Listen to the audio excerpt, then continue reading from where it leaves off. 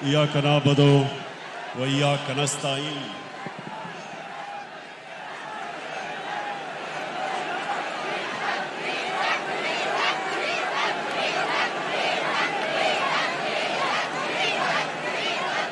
सबसे पहले मैं आज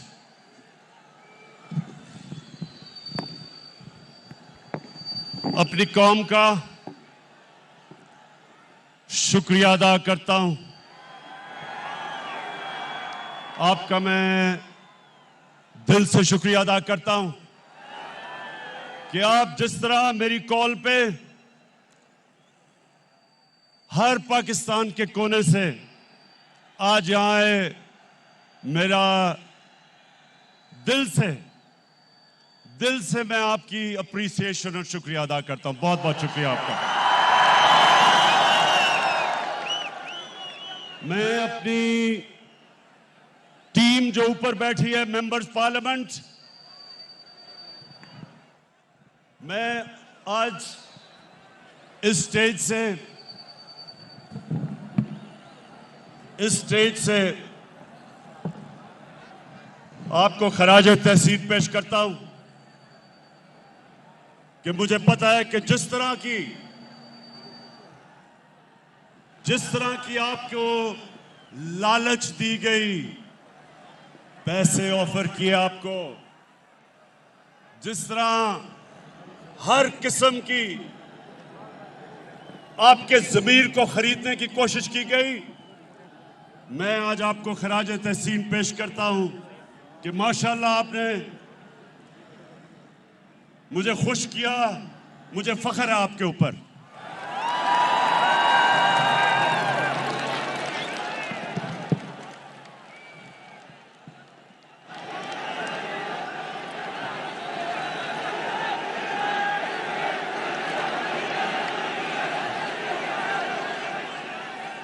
मैं थोड़ी आप खामोशी, क्योंकि मैंने आज आपसे बड़ी अहम बातें करनी है। इतना कई लोग दूर दूर से मेरे पास आए हैं, तो मैं चाहता हूं कि आज आप बड़ी खामोशी से मुझे सुने, क्योंकि मैंने अपनी दिल की आपसे बातें करनी है।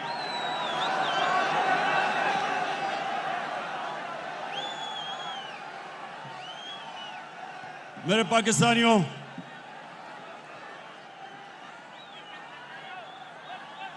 मेरे अजीम बाशऊर पाकिस्तानियों,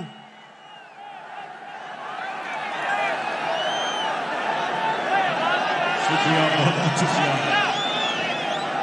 देखिए, मैंने आज आपको अमर बिन मारूफ, आ रही आवाज?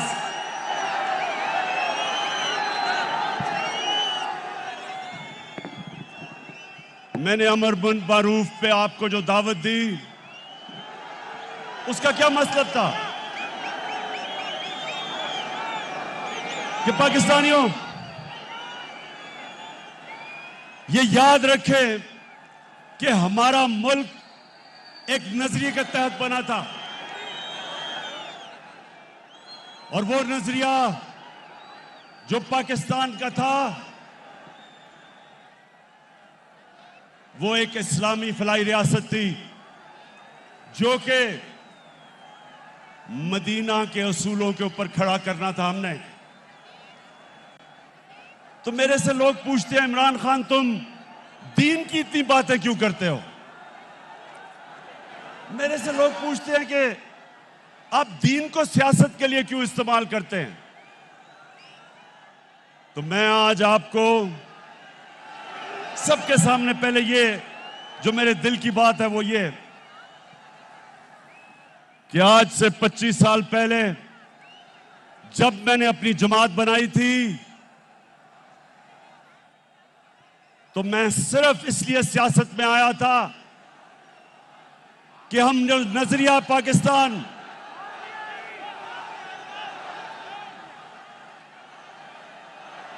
अच्छा मुझे आप पहले हाथ खड़ा करके बताएं कि आपको आवाज आ रही है।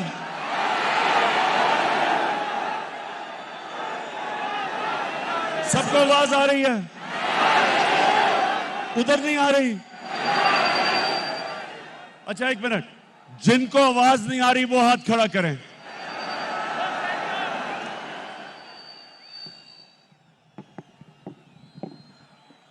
फैसल, ये चेक करो इसका क्या मसला है, वहां नहीं आ रही आवाज उनको।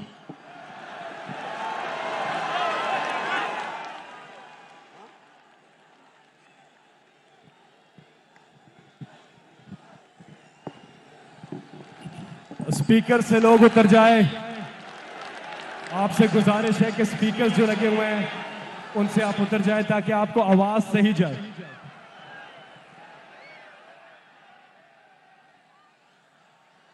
अच्छा आप चेक करो, आवाज आ रही है आपको? नहीं, जिधर आवाज नहीं आ रही उधर हाथ खड़ा करके बताएं। उधर नहीं आ रही। अच्छा मेरी बात सुने, मसला ये हुआ है कि इतना बड़ा जलसा हो गया कि सारे जो हमने इंतजामात किए हुए थे, ना वो लाइटें जल रही और ना आवाज आ रही है, तो थोड़ी देर आपको सब्र करना पड़ेगा। ये ठीक कर रहे हैं सिस्टम की आपको आवाज आए, लेकिन अब थोड़ी खामोशी से सुने मेरी बात। जिनको आवाज आ रही है वो सुने। देखें,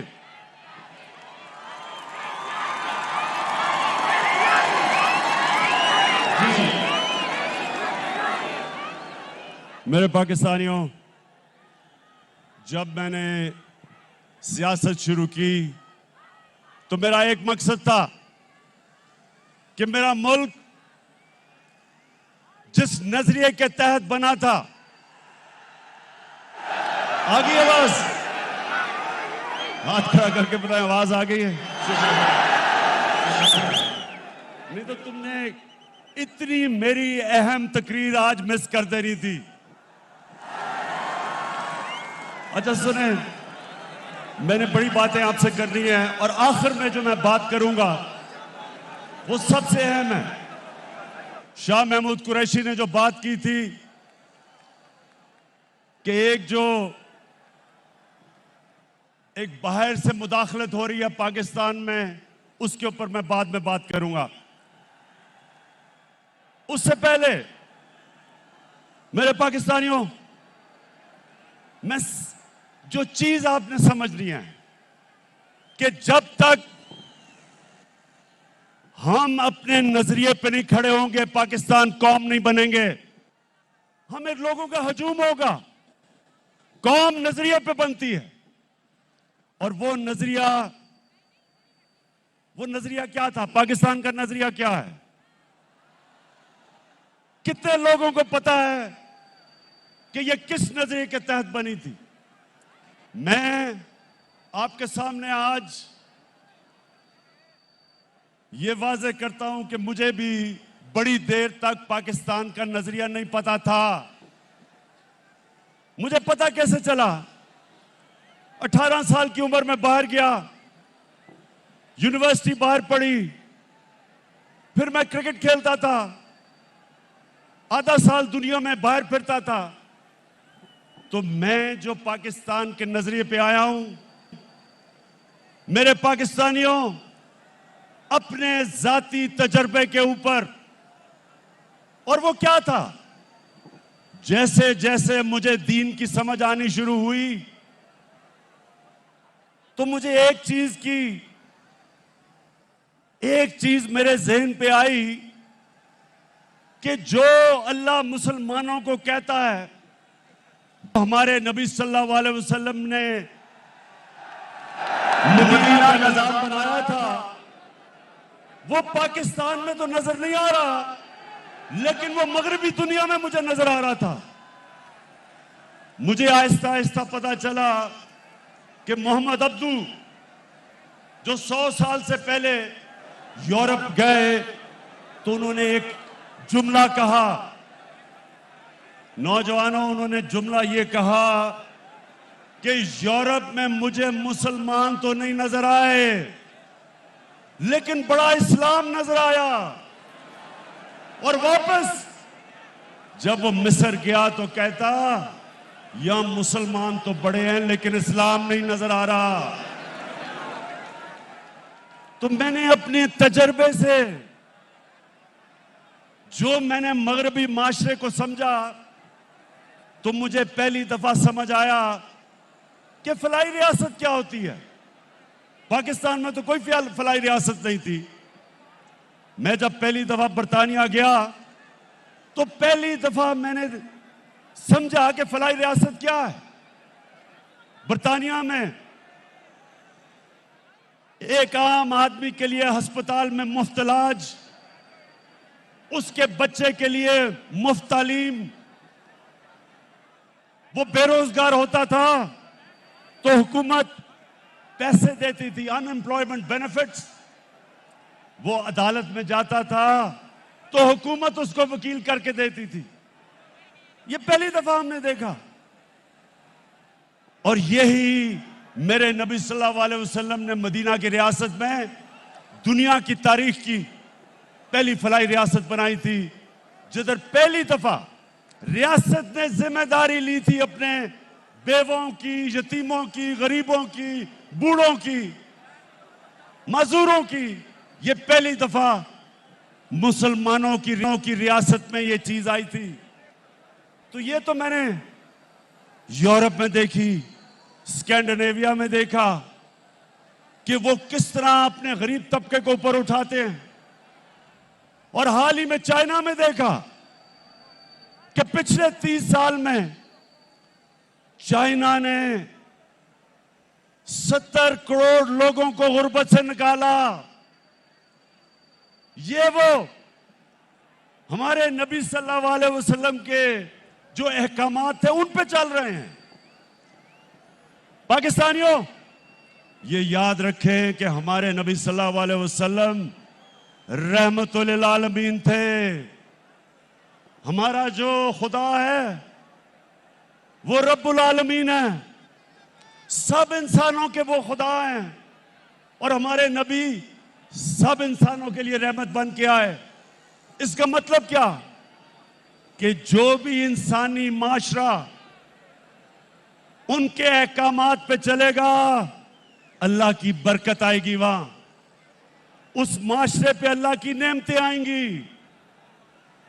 जब कुरान में अल्लाह कहता है कि नबी के रास्ते पे चलो, तो हमारी बेहतरी के लिए कहता है, क्योंकि जो मदीना की रियासत पे अल्लाह की नेमतें और बरकतें आई, देखते देखते एक रियासत, एक लोग जिनकी कोई हैसियत नहीं थी, दुनिया की उन्होंने इमामत की, वर्ल्ड लीडर्स बने। सदियों तक मुसलमानों ने दुनिया को लीडरशिप दी। तो वो क्या, जब आप नजरिया पाकिस्तान की बात करते हैं तो वो क्या चीजें हैं? सबसे पहले कि एक रियासत में रहम हो, एहसास हो अपने कमजोर तबके का, इंसानियत हो। तो उस रास्ते पे मेरे पाकिस्तानियों, मुझे बड़ा फख्र है कि हम निकल चुके हैं।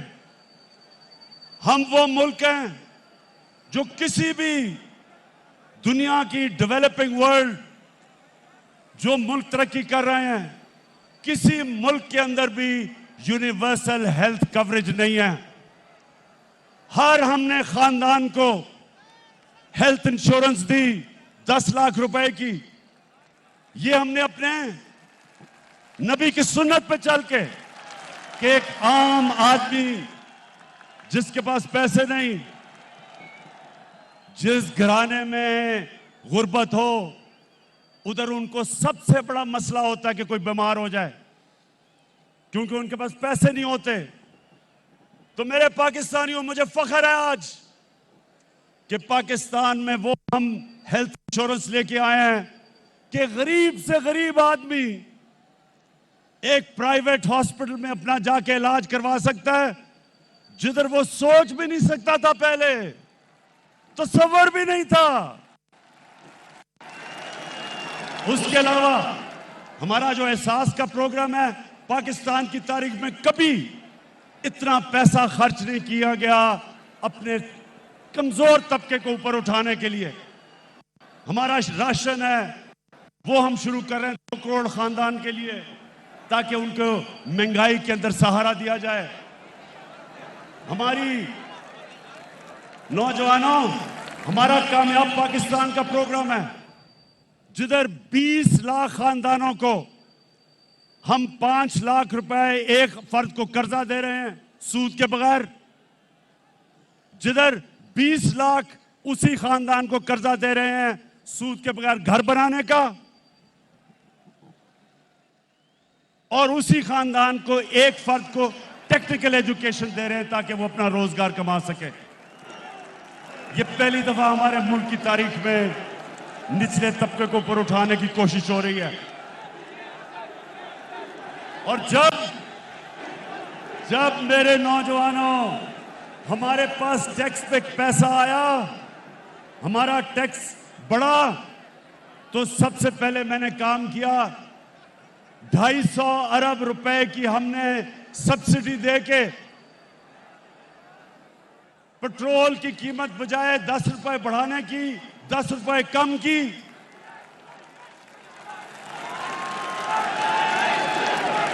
फजल रहमान की कीमत बढ़ाने 10 रुपए कम की।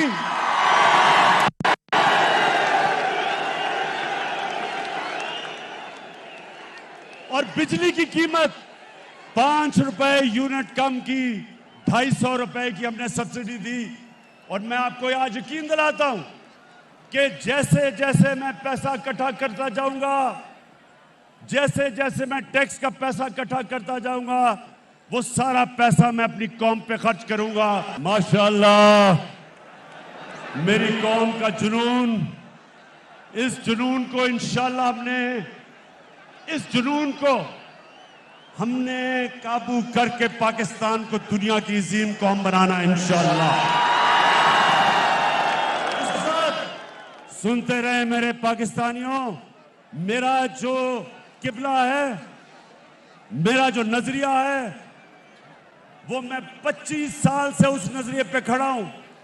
और मेरा ये ईमान है कि हमारा मुल्क सिर्फ तब तरक्की करेगा अगर वो मेरे नबी सल्लल्लाहु अलैहि वसल्लम के रास्ते पे चले, उनकी सुन्नत पे चले। और उनकी सुन्नत थी मदीना की रियासत। तो सबसे पहले इंसानियत का निजाम, जिसमें हमारे में रहम हो, हम बजाय अमीर को अमीर करते जाएं, हम अमीर से टैक्स इकट्ठा करके अपने गरीब लोगों को ऊपर उठाएं। और इंशाअल्लाह मेरा ये वादा है कि जब हम 5 साल मुकम्मल करेंगे, सारा पाकिस्तान देखेगा कि कभी इस मुल्क की तारीख में किसी गवर्नमेंट ने इतनी तेजी से पाकिस्तान की गुर्बत कम नहीं की। दूसरा, मेरे नबी सल्लल्लाहु अलैहि वसल्लम ने जो मदीना की रियासत में उनका दूसरा हुक्म था, वो इंसाफ, कानून की हुक्मरानी। उन्होंने कहा, मेरी कौम ये सुन लो, ये आज बड़ा जरूरी आपके लिए समझना है कि मैं इनको क्यों नहीं एनआरओ देता, क्योंकि मेरे नबी का फरमान था कि तुम्हारे से पहले बड़ी कौमें तबाह हुई, जिधर छोटा चोर चोरी करता था तो उसको जेल में डाल देते थे, और जब बड़ा डाकू चोरी करता था उसको एनआरओ दे देते थे। ये मेरे पाकिस्तानियों, ये सिर्फ पाकिस्तान की बदकिस्मती नहीं, ये सारी दुनिया में डेवलपिंग वर्ल्ड, गरीब मुल्कों की सबकी ये बदकिस्मती है। कोई भी गरीब मुल्क इसलिए गरीब नहीं कि उसमें वसाइल की कमी है, वो गरीब इसलिए होता है कि उसके ताकतवर डाकुओं को उनका कानून का निजाम नहीं पकड़ सकता, जिसको व्हाइट कॉलर क्राइम कहते हैं, उनको वो नहीं पकड़ते, उनको एनआरओ देते हैं। वो बड़े डाकू जो पैसा चोरी करके गरीब मुल्कों से चोरी करके ऑफशोर अकाउंट्स, बड़े बड़े महलात, लंदन में महलात, ये जो लेते हैं, ये तबाह करते हैं मुल्क को। छोटा चोर मुल्क को तबाह नहीं करता, बड़ा डाकू मुल्क को तबाह करता है। जिस तरह के ये थ्री स्टूजेस, ये तीन चूहे, ये जो इकट्ठे हुए हैं, 30 साल से मुल्क को लूट रहे हैं। ये 30 साल से ये इस मुल्क का खून चूस रहे हैं। इनकी अरबों अरबों डॉलर्स, रुपए की नहीं, इनकी डॉलर्स की प्रॉपर्टीज बाहर पड़ी हैं, इनके ऑफशोर बैंक अकाउंट्स हैं। और ये सारा ड्रामा हो रहा है कि किसी तरह जनरल मुशर्रफ की तरह इमरान खान घुटने टेक के इन सबको एनआरओ दे दे। ये सारा ड्रामा है। पहले दिन से ब्लैकमेल करने की कोशिश है। जब मौका मिलता है हुकूमत को गिराने की सिर्फ एक वजह से कोशिश करते हैं कि जनाब हम कोई खास अल्लाह के मखलूक हैं, हम चोरी करें, डाका मारें, इनको कोई खास ऐसी मखलूक है कि इनको सब कुछ माफ हो जाना चाहिए।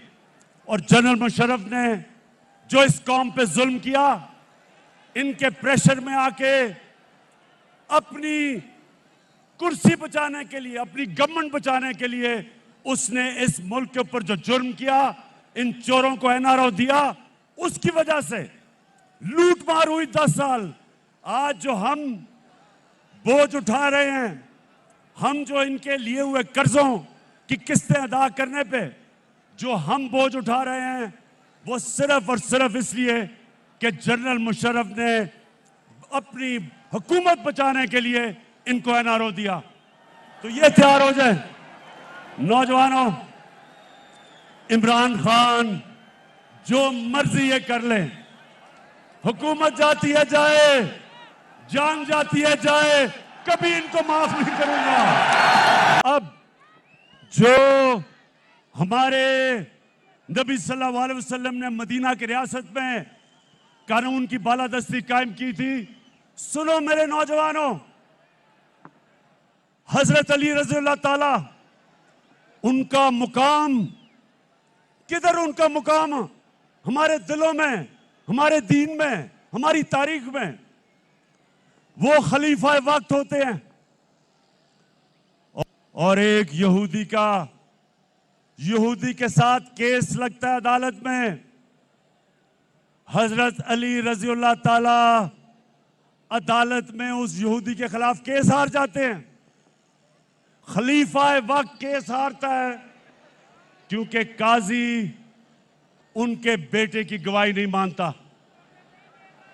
अब इससे क्या चीज सामने आती है? सबसे पहले कि खलीफा वक्त भी कानून के ऊपर नहीं होता। मुसलमानों का जो इंसाफ का निजाम था, हमारे नबी सल्लल्लाहु अलैहि वसल्लम ने कहा मेरी बेटी भी जुर्म करेगी तो उसको सजा मिलेगी। और एक अकलियत, माइनॉरिटी, उसको भी बराबर का शहरी, वो बराबर का शहरी था और उसको बराबर का इंसाफ, कोई फर्क नहीं किया गया इंसानों के अंदर। ये था मुसलमानों का इंसाफ। आज आप सोचे दुनिया के अमीर तरीन मुल्क, डेवलप्ड मुल्कों में, आज आप सोचें कि क्या आज के दिन क्या कोई बाहर से, वहां की कोई अकलियत हो, हमारी बाहर से लोग हों, क्या उनको उनके वजीर आजम के सामने इंसाफ मिल सकता है? नहीं मिल सकता। आज सोचें कि किसी तरह माइनॉरिटीज को दुनिया में चले जाएं, जो मुसलमानों के दौर में मदीना की रियासत में जो माइनॉरिटीज को प्रोटेक्शन थी, जो उनके हकूक थे, आज आपको डेवलप्ड वर्ल्ड में नहीं मिलते। तो इसका मतलब क्या है कि रहमतुल आलमीन सब इंसानों के लिए रहमत बन के आए थे, इंसानियत को इकट्ठा करने आए थे, तकसीम नहीं करने आए थे, नफरतें नहीं पैदा करने आए थे। और इसलिए मैं पाकिस्तान को वो मुल्क समझता हूं कि हमने भी उधर पहुंचना है। हमारी अकलियतें बराबर के शहरी हैं, कानून के सामने वो बराबर हैं। हम वो मुल्क बनना चाहते हैं जो इंसानों को इकट्ठा करेगा।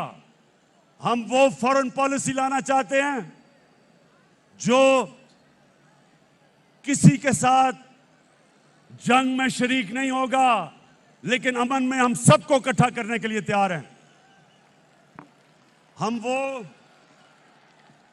मेरे पाकिस्तानियों, हम वो पाकिस्तान बनाना चाहते हैं जिधर एक कमजोर से कमजोर आदमी को पूरी तरह हमारा इंसाफ का निजाम इंसाफ दे। और फिर ख्वातीन, हमारी यहां ख्वातीन बैठी हैं, आपको पता होना चाहिए क्या मगरब में प्रोपेगेंडा होता है कि जी मुसलमानों के माशरे में औरतों को हकूक नहीं मिलते। मगरब के अंदर औरतों को विरासत के अंदर हिस्सा 100 साल पहले मिलना शुरू हुआ, उससे पहले नहीं मिलता था। इस्लाम के अंदर कुरान और हमारी नबी सल्लल्लाहु अलैहि वसल्लम की सुन्नत 1500 साल पहले तकरीबन उन्होंने हमें हमारी औरतों को हकूक दिए थे विरासत में। और मुझे अफसोस से कहना पड़ता है कि तकरीबन 70% औरतों को पाकिस्तान में विरासत में हकूक नहीं मिलते। इसलिए हम कानून लेके आए हैं। हमने अब कानून लेके आए हैं कि औरतों को रियासत, उनकी विरासत के अंदर, उनकी इनहेरिटेंस के अंदर जबरदस्ती उनको पूरा उनका हक दिलवाएगी। गुलाम, जब नबी सल्लल्लाहु अलैहि वसल्लम ने मदीना की रियासत संभाली तो गुलामों के कोई हुकूक नहीं थे। उन्होंने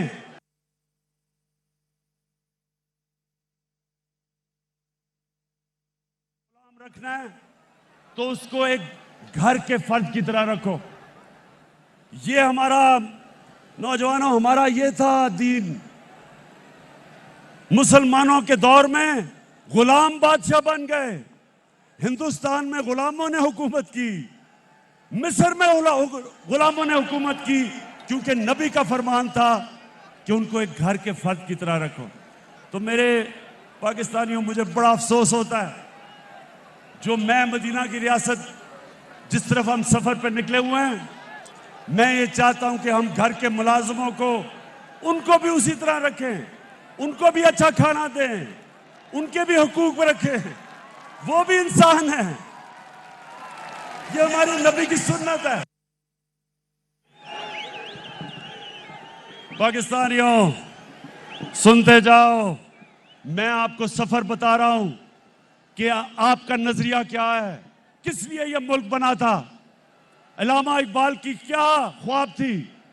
क्योंकि आज 200 मिलियन यानी 20 करोड़ मुसलमान हिंदुस्तान में हैं, लेकिन जो हिंदुस्तान में भी मुसलमान थे उन्होंने भी पाकिस्तान के लिए वोट किया था, क्योंकि वो ख्वाब थी।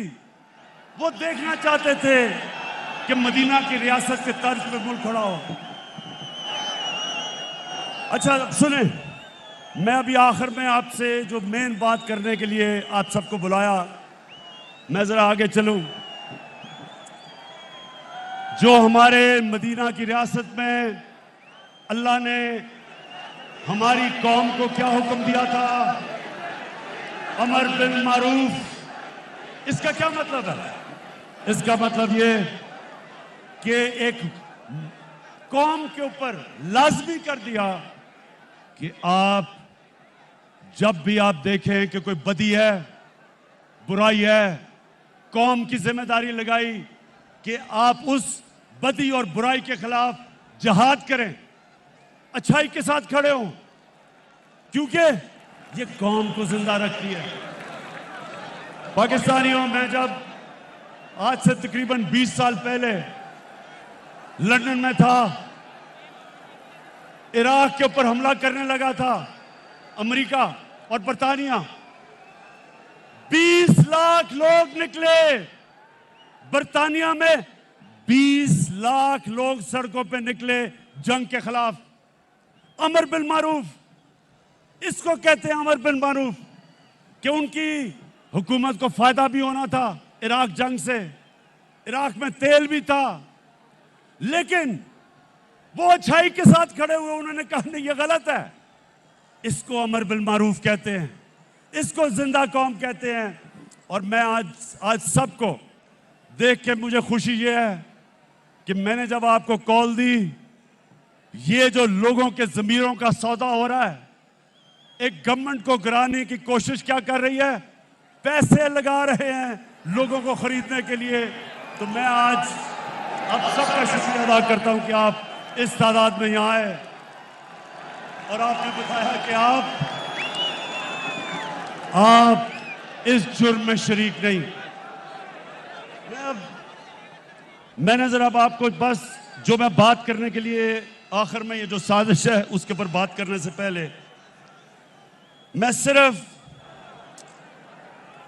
आपके लिए ये बताना चाहता हूं कि इन्होंने फैसला किया कि हमारी हुकूमत को गिराना है, क्योंकि जी पाकिस्तान तबाह हो रहा है।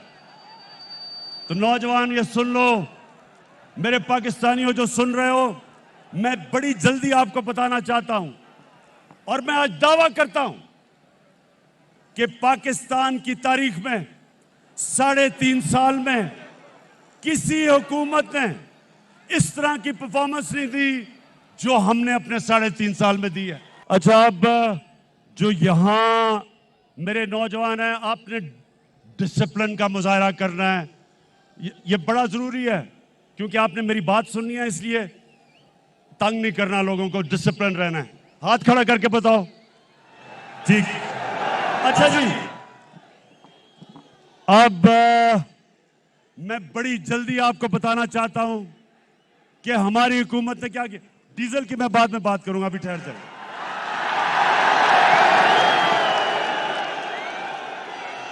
डीजल की कीमतें, शुक्र करें 10 रुपए कम की है डीजल की कीमत। अच्छा जी, पहले पाकिस्तानियों, मैं अल्लाह का शुक्र करता हूं, मैं अपने अल्लाह का शुक्र करता हूं कि 100 साल में सबसे बड़ा बुरहान दुनिया में आया कोरोना वायरस का।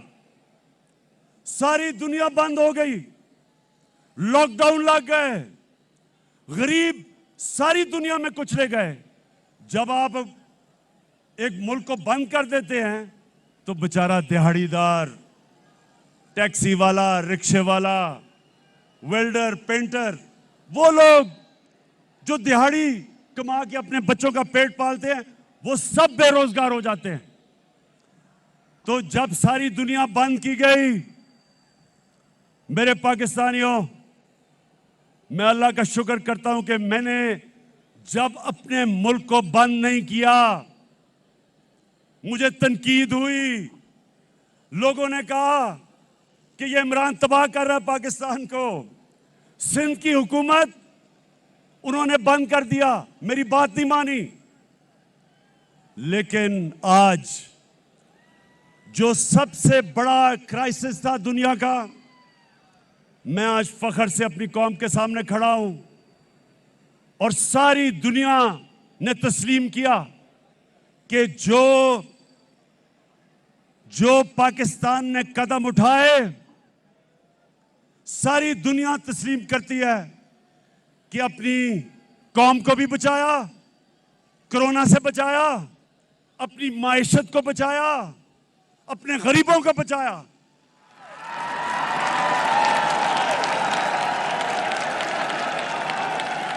अभी वर्ल्ड बैंक ने एक रिपोर्ट दी है, इस रिपोर्ट के मुताबिक सारे बर्रे सगीर में आज जिधर सबसे कम बेरोजगारी है वो पाकिस्तान है। क्योंकि जो उस वक्त हमने कदम उठाए, और ये जो 3 स्टूजेस वाली ऑपोजिशन है, जिसमें चेरी ब्लॉसम भी एक है, डीजल दूसरा है, तीसरी बीमारी है और चौथा भगौड़ा है। इन सारों ने मेरी तनकीद की और मैं अपने अल्लाह का शुक्र करता हूं कि उसने मेरे मुल्क को निकाला उसमें से। और मैं उस दौरान जब सारी दुनिया की माइशत तबाह हो रही थी, पाकिस्तान वो मुल्क है जिसने 5.6% के ऊपर हमारी माइशत ने तरक्की की, जो सारे दंग रह गए, ऑपोजिशन दंग रह गई। अल्लाह का शुक्र अदा करता हूं। तो हमने क्या किया उस दौरान जब दुनिया मुश्किल में थी? पाकिस्तान की एक्सपोर्ट्स रिकॉर्ड, हमारी मुल्क की तारीख में सबसे ज्यादा एक्सपोर्ट्स पाकिस्तान ने की।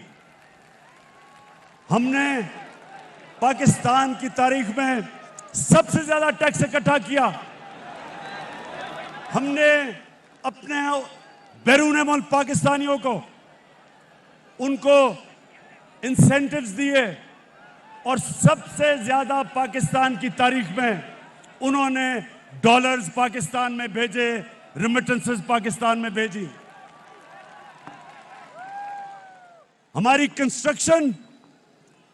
हमारी कंस्ट्रक्शन इंडस्ट्री, आज जरा पूछें कंस्ट्रक्शन इंडस्ट्री के लोगों में कि जो हमने उनके लिए आसानियां पैदा की, आज हमारी कंस्ट्रक्शन इंडस्ट्री में 1500 अरब रुपए का मजीद वेल्थ क्रिएशन हुई।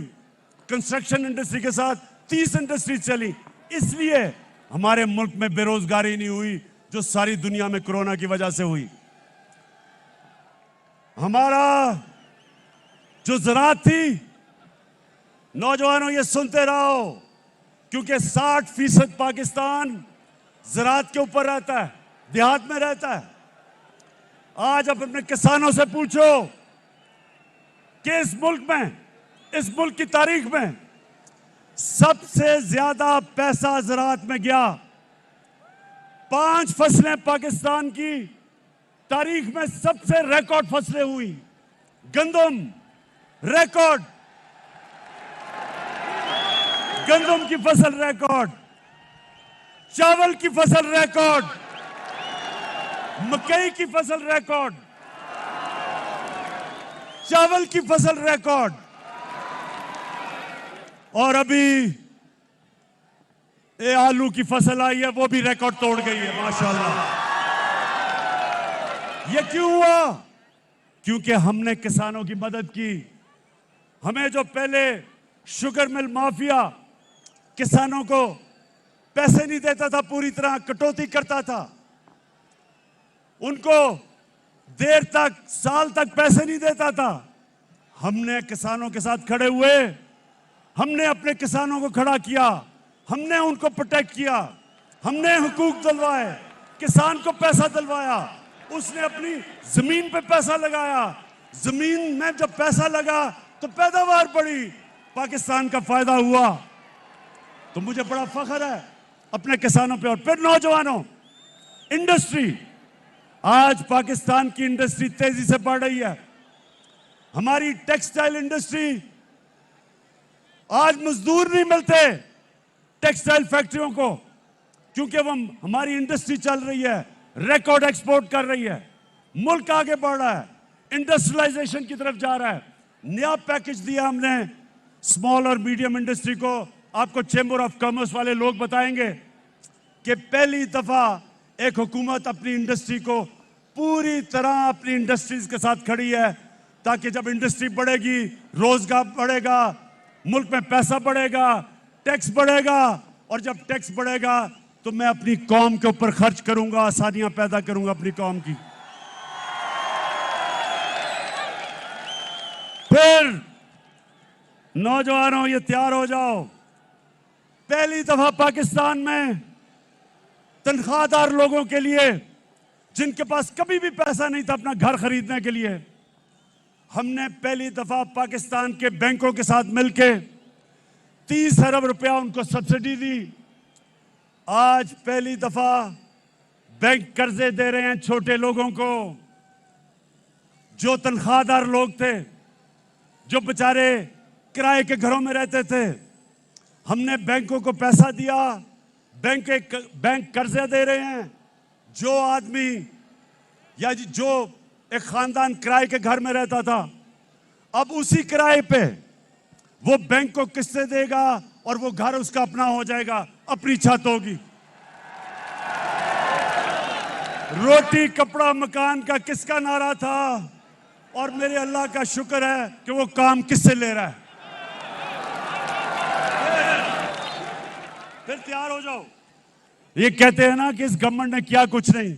मैं चैलेंज करता हूं, 30 साल से ये हुकूमत कर रहे हैं। मुझे चैलेंज हो, मैं इनको करता हूं कि आप बताएं कि आपने मुल्क के पानी, जो बहुत बड़ा मसला बनता जा रहा है मुल्क का, शहरों के अंदर पानी नहीं है, लाहौर के अंदर पानी नीचे चला गया, कराची में टैंकर माफिया है, आज पिंडी में पानी कम है। क्या किया इन्होंने? मैं बताता हूं हमने क्या किया। पहली दफा 50 साल के बाद पाकिस्तान में बड़ी डैम्स बन रही हैं। 50 साल के बाद मेरे पाकिस्तानियों, हमने डैम्स बनाई हैं। और इंशाअल्लाह पेशावर के लोगों को तो अभी मैं खुशखबरी देता हूं कि 2025 में ममान डैम बनेगी और ममान डैम से सारे पेशावर को पानी भी मिलेगा। बड़ा इलाका ज़राअत के लिए, किसानों के लिए ज़राअत में फसलें उगाने के लिए आ जाएगा और बिजली भी बनेगी और सबसे सस्ती बिजली बनेगी। उसके बाद बड़ी डैम दासू डैम बनेगी 2027 में। और नौजवानों, खुशखबरी ये है कि 2028 में जो पाकिस्तान ने दुनिया के अंदर बड़ी डैम समझी जाती है, वो बादशाह डैम बनेगी 2028 में। टाइम पे चल रही है। इससे क्या होगा? इससे मेरे पाकिस्तानियों, हमारे पास दुगना पानी हो जाएगा रिजर्व्स में। हमारा पानी जो हमारी डैमों में दुगना होगा, इसका मतलब काश के लिए हमारे पास पानी दुगना हो जाएगा। इसका मतलब शहरों में हम पानी दे सकेंगे। ये जो पानी के मसले आ रहे हैं आगे, इससे इंशाअल्लाह पाकिस्तान की दौलत में इजाफा होगा। अच्छा, अब जरा अभी आपने असल जो मैं आखिर में बात कर रही है उसकी आपको इंतजार करनी पड़ेगी। मैं सिर्फ ये जो लोग कहते हैं ना कि इन्होंने किया क्या है, तो मैं आज अपनी कौम को बताऊं हमने किया क्या है। मैं अपने मीडिया के लोगों को कहना चाहता हूं कि जब आप शाम को अपने टीवी शोज करते हैं, मैं एंकर्स को कहता हूं, खुदा के वास्ते कोई माइशत के माहिरों को बुला लें और उनको बैठ के कम से कम मुआवजा करें कि पहले मुल्क से क्या होता था और हमने 3.5 साल में मुल्क के लिए क्या किया है। अब अगर मरियम बीबी, जिसने जिंदगी में 1 घंटे का काम नहीं किया और कांपे टांगने वाले, जिसको अभी 14 साल में उर्दू ही नहीं बोलनी आई, मैं लीडर बनना चाहता हूं। और आसिफ जरदारी, उसको थोड़ा बड़ा होने देना था लीडर बनाने से पहले। कहता है, अच्छा वो कहता है कि मुझे, अगर तुमने ये कुछ, हर रोज धमकियां देता है, अगर नैब ने मुझे बुलाया तो मैं ये कर दूंगा। भाई बिलावल क्या करोगे? मैं रो पड़ूंगा। अच्छा जी, अब सुने, पहली दफा इस्लामाबाद के बाद पाकिस्तान में एक नया शहर बन रहा है, रावी सिटी। इस्लामाबाद के बाद पहली दफा शहर बन रहे हैं। क्यों बना रहे हैं हम शहर? हम इसलिए बना रहे हैं लाहौर को बचाने के लिए, रावी को बचाने के लिए। रावी एक गंदा नाला बन चुका है। ये जो शहर है ये मॉडर्न सिटी बन रहा है, ये ऊपर जाएगा। इसके ऊपर 2 करोड़ दरख्त लगाएंगे इर्द गिर्द ताकि पोल्यूशन का मुकाबला करे वो शहर। वाटर ट्रीटमेंट प्लांट्स बनेंगे ताकि बजाय सारा सूरज का पानी रावी में जाए और वो नीचे सिंध तक जाए, हम ट्रीट करके साफ पानी दरिया में करें, दरिया को रिवाइव करें, ऊपर बैराज बनाएं ताकि लाहौर की वाटर टेबल ऊपर आए। और फिर से मैंने कहा जब 2 करोड़ दरख्त लगेंगे तो आबो हवा साफ होगी, पोल्यूशन कम होगी। ये पहली दफा इस्लामाबाद के बाद दूसरा शहर बन रहा है, मेगा प्रोजेक्ट है। फिर हमने लाहौर का वॉल्टन एयरपोर्ट था उसको चेंज करके सेंट्रल बिजनेस डिस्ट्रिक्ट बनाया। ये आप देखेंगे कि दुबई की तरह लोग तो दुबई जाते हैं ना, अब वो लाहौर के सेंट्रल बिजनेस डिस्ट्रिक्ट में जाया करेंगे। एक मॉडर्न, पूरा एक शहर के अंदर एक मॉडर्न डिस्ट्रिक्ट बनेगी। और फिर शेख साहब, शेख रशीद साहब, आपके लिए खुशखबरी, नाला लेई प्रोजेक्ट बन रहा है। रावलपिंडी को तब्दील करने के लिए, उसको एक मॉडर्न शहर बनाने के लिए नाला लेई जो है उसका भी ट्रीटमेंट प्लांट बनेंगे, साफ पानी करेंगे। उसके साथ एक हाई राइजेस बनेंगी, एक मॉडर्न, बजाय के शहर फैलते जाएं, ज़राई ज़मीन ख़त्म होती जाए, शहरों को अब हम रोकेंगे। मास्टर प्लान बना रहे हैं सारे पेशावर के, सारे बड़े शहरों के, इनको ऊपर लेके जाएंगे, ज़राअत की ज़मीन बचाएंगे और इनके सारी सीवरेज सिस्टम, पानी का मसला, बिजली, ये सारी हम इंशाल्लाह शहरों को मास्टर प्लान बना के लेके आ रहे हैं। ये कभी किसी गवर्नमेंट ने 30 सालों ये हुकूमत करते रहे, किसी ने कभी इस तरह का काम नहीं किया। माशाल्लाह माशाल्लाह, जुनून आपका मैं मान गया हूं। अच्छा आप सुनते जाए, नहीं डीजल बाद में।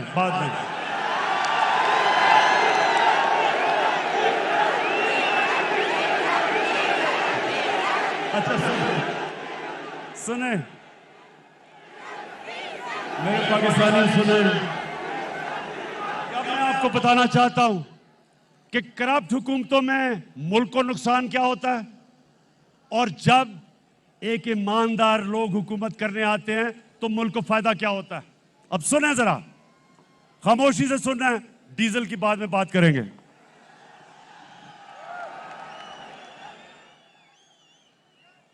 मेरे पाकिस्तानियों, आज से 11 साल पहले, ये गौर से सुननी है आपने बात, आज से 11 साल पहले बलूचिस्तान के अंदर कोयले और तांबे की कानें थी रेकोडिक में। उधर पाकिस्तान को जो बाहर से ये माइनिंग कंपनी आई हुई थी, उसने अदालत में लेगी पाकिस्तान को। और हमें चंद साल पहले, जरा गौर से सुनेंगे, 2000 अरब रुपए का जुर्माना हुआ इंटरनेशनल अदालत में। पाकिस्तान को 2000 अरब रुपए का जुर्माना हुआ। आप ये सोचें कि सारे पख्तूनख्वा का जो डेवलपमेंट फंड है वो 200 अरब रुपया है, तो 2000 अरब रुपया पाकिस्तान को जो जुर्माना हुआ, ये मेरी हुकूमत है। इन दोनों की हुकूमतें आई और गई, कुछ नहीं कर सके। अगर वो जुर्माना हो जाता, उन्होंने जो हमारी बाहर असासे थे सब जब्त कर लेने थे। मुझे बड़े फख्र से, और मैं आज अपनी टीम को खराज तहसीन पेश करता हूं, मेरी जबरदस्त टीम ने जाके 3 साल मुसलसल हमने नेगोशिएशन की, और मैं आज फख्र से अपनी कौम के सामने खड़ा होकर कहता हूं कि हमने तो 2000 अरब का हर्जाना, वो जो जुर्माना भी खत्म किया, और उसी माइनिंग कंपनी को पाकिस्तान वापस लेके आए और वो 9 अरब डॉलर की इन्वेस्टमेंट कर रही है पाकिस्तान में। पाकिस्तान की तारीख की, मेरे पाकिस्तानियों, सबसे बड़ी बैरून मुल्क की इन्वेस्टमेंट 9 अरब डॉलर की हो रही है पाकिस्तान में। सबसे पहले तो मैं बलूचिस्तान के लोगों, आज मैं आपके लिए इतना खुश हूं क्योंकि इसका ज्यादा पैसा आपके पास जाएगा। बलूचिस्तान पीछे रह गया है। मेरी पूरी कोशिश है कि बलूचिस्तान के लोगों को हम उठाएं, तो ये जो हमने मुआहदा किया है, सबसे ज्यादा फायदा बलूचिस्तान के लोगों को होगा। और उसके बाद जो हमारा मसला, जो हमारे रुपए पे प्रेशर रहता है, इसकी वजह से फॉरेन एक्सचेंज आएगा पाकिस्तान में और इंशाल्लाह हमारा रुपया मजबूत होगा। हमें जो IMF के पास जाना पड़ता है, हर हमेशा डॉलर कम हो जाते हैं।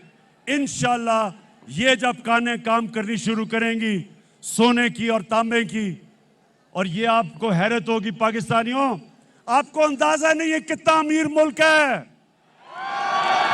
आपको अंदाजा नहीं है। पाकिस्तान में दुनिया में सबसे ज्यादा सोने और काने की जो कान होंगी, जो माइंस होंगी दुनिया में, जो रिजर्व्स होंगे गोल्ड और कॉपर के, वो पाकिस्तान में होंगे। माशाल्लाह आपका मुस्तकबिल रोशन है मेरे पाकिस्तानियों। अब दूसरा सुने, ये तो हो गई रेकोटेक। एक और हुआ था, आपको याद होगा, एक रेंटल पावर्स पीपल्स पार्टी के दौर में बहुत बड़ी करप्शन हुई थी रेंटल पावर की। फिर पाकिस्तान के ऊपर जुर्माना हो गया इंटरनेशनल कोर्ट में। 200 अरब रुपए का हमारे मुल्क को जुर्माना हुआ। 200 अरब रुपए का। तुर्की की कंपनी थी, पाकिस्तान को उसको 200 अरब रुपए देने थे। पाकिस्तानियों, मैंने सदर अर्दोगान से बात की और उसने बैठ के हमने वो 200 अरब रुपए का जुर्माना खत्म किया। नौजवानों जो ऊपर चढ़े हुए हो, मुझे पता है आपका जुनून, लेकिन मुझे डर है आप गिरना पड़ो। अच्छा जी, सुनते जाएं मेरे पाकिस्तानियों, सुनते जाएं। इन्होंने बस पिछली हुकूमतों ने, सुने, मैं आपको बता रहा हूं कि जब एक करप्शन से पाक जब गवर्नमेंट आती है तो कौम को कितना फायदा होता है। मैंने आपको 2 चीजों की बता दी। हमने आकर नेगोशिएट किया, मुल्क को पैसा बचाया। अब तीसरी सुने, इन्होंने गैस के कॉन्ट्रैक्ट साइन किए नून लीग वालों ने, और फिर दोनों ने IPPs यानी जो बिजली बनाती हैं कंपनीज, उनके साथ कॉन्ट्रैक्ट साइन किए। हमारी हुकूमत ने उनके साथ रीनेगोशिएट किया, गैस के नए कॉन्ट्रैक्ट साइन किए। और यह फर्क होता है जब आप रिश्वत नहीं लेते, पैसे नहीं बनाते। आज पाकिस्तान को 10 साल में 700 अरब रुपए की बचत होगी हमारे कॉन्ट्रैक्ट से। लेकिन अब पाकिस्तानियों, एक और सुन लो, ये चौथी चीज है। आपको पता है नवाज शरीफ खुद NHA का अपने नीचे, नेशनल हाईवे अथॉरिटी अपने नीचे रखी हुई थी। मैं बताता हूं क्यों रखी हुई थी। अब ये जरा गौर से सुने पाकिस्तानियों, 2013 और 2021 के बीच में सारी दुनिया में महंगाई हुई, सारी दुनिया में चीजें महंगी हुई। अब आप ये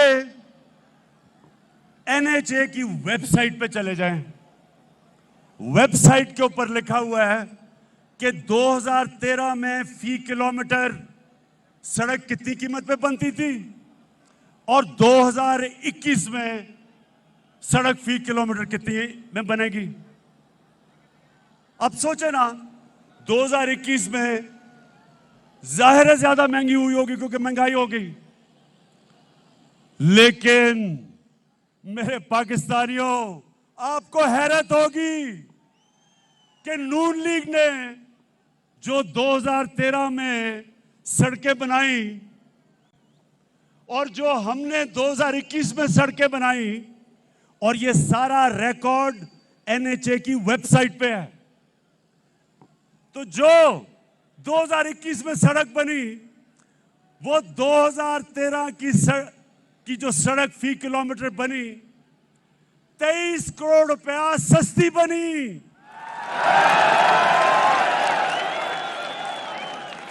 मुराद सईद, आज मैं आपको खराज तहसीन पेश करता हूं। एनएचए इनके नीचे है। इसने जब मुराद ने मुझे शुरू में बताया तो मैं मानू ना कि ये कैसे हो गया, फिर मैंने इसकी बात नहीं मानी। फिर मुझे एक दोस्त मिलने आया, वो कहता मेरा एक बिल्डिंग प्रोजेक्ट है। तो मैं जब बिल्डिंग प्रोजेक्ट पे गया तो जो कॉन्ट्रैक्टर था वो मुझे कहता कि जी हमें 2021 के नहीं, हमें 2013 के रेट चाहिए हैं। वो कहता, मैं बड़ा हैरान हो गया कि 2013 के रेट। पता चला कि 2013 में ये करप्शन की, जो करप्शन जिन्होंने इस मुल्क में सबसे ज्यादा शुरू की, नून लीग, 2013 में 23 करोड़ रुपया फी किलोमीटर इनकी सड़क ज्यादा महंगी थी। इसका मतलब हमने कैलकुलेट किया। अब पाकिस्तानियों ये सुनो कि चोरी किस तरह ये मुल्क लूटा गया है। हमने कैलकुलेट किया कि जिस रेट पे इन्होंने सड़कें बनाई, इन्होंने 1000 अरब रुपए की चोरी की मुल्क से, 1000 अरब रुपए की। यानी कि एक ईमानदार हुकूमत ने 1000 अरब रुपया अपनी कौम का बचाया, जिसकी वजह से दुगनी सड़कें बनाई हैं हमने, इनसे दुगनी सड़कें बनाई हैं, जो पैसा बचा। मैं आने लगा हूं बस आखिरी बात जो मैं असल जिसलिए आपको बुलाया था। मैं सिर्फ दो आने वाली नस्लों के लिए दो चीजें, मुझे पूछो, मैं इनसे पूछता हूं, 30 साल से आप हुकूमत में थे, कभी आपने सोचा अपनी आने वाली नस्लों का? ये पहली हुकूमत है जिसने क्लाइमेट चेंज की बात की, जिसने पाकिस्तान में दरख्त उगाने की बात की, जिसने पाकिस्तान में सबसे पहले 1 अरब दरख्त उगाए पख्तूनख्वा में 2013 और 18 के बीच में, और आज हम 10 अरब इंशाल्लाह अपने मुल्क में दरख्त उगा के अपने आने वाली नस्लों के लिए एक बेहतर पाकिस्तान इंशाल्लाह छोड़ के जाएंगे।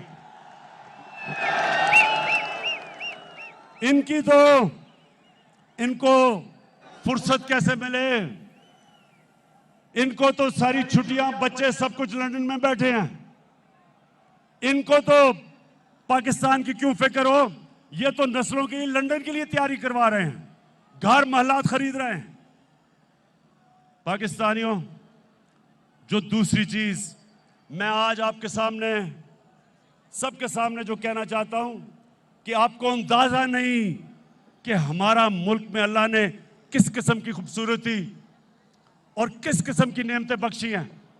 यहां गिलगित बल्तिस्तान के चीफ मिनिस्टर बैठे हैं, खालिद, मैं इसके साथ मिलके मैं आज आप सबके सामने दावा करता हूं कि हमने इंशाल्लाह पाकिस्तान को दुनिया का टूरिज्म सेंटर बनाना है। स्कर्दू को हमने इंटरनेशनल एयरपोर्ट बनाया, अब दुनिया से डायरेक्टली स्कर्दू टूरिस्ट आया करेंगे। स्कर्दू को इंशाल्लाह उसके इर्द गिर्द जो इलाके हैं, मैंने ऑस्ट्रियन से बात की है, ऑस्ट्रिया में सबसे ज्यादा स्कीइंग होती है, स्कर्दू को इंशाल्लाह पाकिस्तान का स्कीइंग कैपिटल बनाएंगे। और आप देखेंगे कि किस तरह बाहर से पैसा आता है। हमारे मुल्क में जिस तरह की खूबसूरती है, किसी ने सोचा ही नहीं टूरिज्म को डेवलप करने का। मैं आपको साबित करता हूं कि अगर ये, मुझे अफसोस है कि कोरोना की वजह से हम आगे नहीं बढ़ सके, क्योंकि सारी दुनिया में टूरिज्म खत्म हो गई, लेकिन इंशाअल्लाह जैसे कोरोना खत्म हुई, मैं अब आपको इस मुल्क में टूरिज्म उठा के दिखाऊंगा, मुल्क में पैसा ला के दिखाऊंगा और सबसे ज्यादा अपने नौजवानों के लिए रोजगार पैदा करूंगा। अच्छा मेरे पाकिस्तानियों, मैंने जिस असल वजह से आपको यहां बुलाया था, अब मैं उस बातों पे आने लगा हूं। लेकिन नौजवानों, आप सामने खड़े हैं, ये आपने बड़ी खामोशी से सुनना है। ये मैं सीरियस बात करने लगा हूं। मैं अपने मुल्क के मुस्तकबिल की बात करने लगा हूं। मैं जो ये साजिश हुई है और ये जो हो रही है, इसके ऊपर बात करने लगा हूं। तो मैं चाहता हूं कि बड़ा सीरियसली आप मेरी बात सुनेंगे। मैं सबसे पहले आपको ये बता दूं, नौजवानों, आप खुशकिस्मत हो, आपके तो माँ बाप भी एक आजाद मुल्क में पैदा हुए थे। मेरे माँ बाप एक गुलाम हिंदुस्तान में पैदा हुए थे और मैं पहला हम जनरेशन थी जो एक आजाद पाकिस्तान में पैदा हुए थे। मेरे माँ बाप ने अपनी तौर पे तहरीके पाकिस्तान की जो आज़ादी की स्ट्रगल थी, दोनों ने शिरकत की। और जब मैं बड़ा हो रहा था तो हमेशा उन्होंने मुझे एक बात याद करवाई। उन्होंने ये कहा कि तुम्हें नहीं पता तुम कितने खुशकिस्मत हो कि तुम एक आजाद मुल्क में पैदा हुए हो। मेरे पाकिस्तान के रहने वाले, अगर आपने इस चीज को समझ तो बैरून मुल्क पाकिस्तानियों से पूछें क्यों वो अपने मुल्क के लिए तरसते हैं, क्यों वो आज सारे तहरीक इंसाफ के साथ खड़े हैं। क्यों खड़े हैं? क्योंकि जब वो बाहर किसी पराए मुल्क में रोजी कमाने जाते हैं तो उनको सबसे ज्यादा कदर होती है कि अपने मुल्क में रहना कितनी बड़ी अल्लाह की नेमत है। एक आजाद मुल्क में रहना कितनी बड़ी अल्लाह की नेमत है।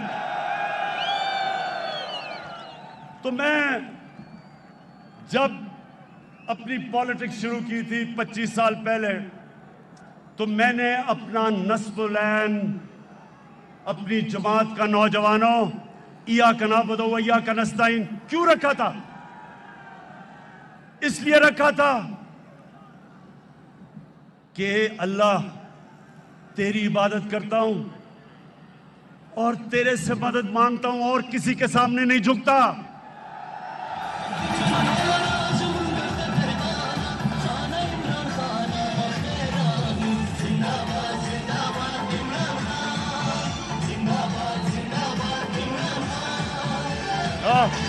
ओए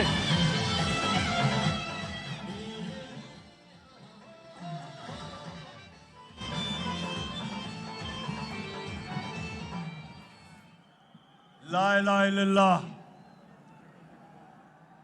पाकिस्तान जब बन रहा था तो नारा था कि पाकिस्तान का मतलब क्या।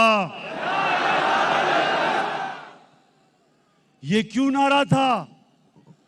ये नारा एक गैरतमंद कौम का था कि अल्लाह तेरे सिवा कोई खुदा नहीं, ला इलाहा इल्लल्लाह इंसान को गैरत देता है। मेरे पाकिस्तानियों, ये याद रखना कि सारी दुनिया उस इंसान की इज्जत करती है जो अपनी इज्जत करता है। बेगैरत आदमी की कोई इज्जत नहीं करता। अरबों रुपए कमा लो, अरबोपति हो जाओ, जब तक अरबों रुपए, अरबोपति लेकिन जो इंसान के सामने झुकता है कोई इंसान उसकी इज्जत नहीं करता। तो मेरे पाकिस्तानियों, क्योंकि मैं आज आपके दिल की बातें कर रहा हूं, मुझे पॉलिटिक्स में आने की कई वजूहत थी। एक के मुझे पता था, मैंने सारी दुनिया में देखा कि जो अल्लाह ने हमें हुक्म दिया था कुरान में कि नबी की सुन्नत पे चलो, तो नबी की सुन्नत पे तो वो गैर चल रहे हैं, मगरबी लोग चल रहे हैं, वो आगे निकल गए हैं। और मुसलमानों का हाल देखो। इकबाल ने शिकवा और जवाब शिकवा क्या लिखा था कि हम एक वक्त उरूज पे थे, शिकवा किया कि अल्लाह हम जमीन पे कैसे आ गए। फिर जवाब शिकवा में बताया कि जब आप उरूज पे थे तो आप मोहम्मद सल्लल्लाहु अलैहि वसल्लम की सुन्नत पे चलते थे। अब आप वो अहकामात से बहुत दूर चले गए हैं, अब पैसे की पूजा करते हैं, आप सुपर पावर्स के सामने सजदे करते हैं, आप फॉरेन एड लेके और अपने मुल्क में बमबारी करवाते हैं, ड्रोन अटैक्स करवाते हैं। कैसे अल्लाह की बरकत उन लोगों के ऊपर आए? अल्लाह ने तो बड़ा वाज़ेह कह दिया है कि अगर तुमने एक अजीम कौम बने हैं तो मेरे हबीब के रास्ते पे चलो, जो कि रियासत मदीना था। तो पाकिस्तानियों, मैं उन दिनों में क्रिकेट खेलता था, और मैंने जब क्रिकेट शुरू की तो जो हमारे खिलाड़ी होते थे उनको बड़ा एहसास कमतरी थी अंग्रेजों की। तो हम जब मैच में जाते थे, पहले से ही हमारी टीम हारी हुई होती थी कि जी हम अंग्रेज को तो हरा ही नहीं सकते, पहले से हार माने हुए होते थे। और जब हमने जीतना शुरू किया, हमारी टीमें इतनी कमजोर नहीं थी, इतनी ताकतवर नहीं थी। टीमें हमारी 70 की दहाई में ज्यादा ताकतवर थी, लेकिन 80 की दहाई में पाकिस्तान ने सारी दुनिया में जाके जीता, क्योंकि हमारे अंदर इत्मीनान आ गया, हमारे अंदर जो एहसास से कमतरी थी अंग्रेजों की वो खत्म हो गई। हम जब कदम रखते थे ग्राउंड पे तो हम ये समझते थे कि कोई हमें हरा नहीं सकता। इस इत्मीनान की वजह से हम ऊपर आए। तो मैंने जब अपने मुल्क को देखा, हमारे मुल्क में, मुझे कभी नहीं भूलता, शायद आपको बड़ेों को याद हो, एक रमजी यूसुफ एक आदमी था, अमेरिकनों ने कहा हमें दो, 90 की दिहाई में हमने कोई कानून के मुताबिक चले बगैर हमने उसको अमेरिका के हवाले कर दिया। अब ये सुने हुआ क्या मेरे पाकिस्तानियों, ये सुने क्या हुआ। अदालत में वो जाता है, रमजी यूसुफ, उसका वकील जज के सामने क्या कहता है, ये जरा सुनो। जज के सामने कहता, जज ने कहा कि इसको सजा होनी चाहिए, इसको तो पाकिस्तान की हुकूमत ने भेज दिया हमारे पास, पाकिस्तान की हुकूमत समझती है कि इसको सजा होनी चाहिए। तो पाकिस्तानियों, वो रमजी यूसुफ का वकील अदालत में खड़े होकर कहता कि पाकिस्तानी डॉलरों के लिए अपनी मां बेच सकते हैं। मुझे ये कभी नहीं भूलता। मुझे शर्म ये आई कि मेरी कौम गैरतमंद है, लेकिन जो इसके लीडर हैं वो बेगैरत है। जो मुल्क के लीडर, सरबरा अपने लोगों के साथ नहीं खड़ा हो सकता, उनके हुकूक की हिफाजत नहीं कर सकता, सुपर पावर से एड की लालच में घुटने टेक देता है, याद रखें वो मुल्क कभी तरक्की नहीं कर सकता। खुददार कौमें ऊपर जाती हैं, भीख मांगने वाली और कर्जे मांगने वाली कभी कौमें तरक्की नहीं करती।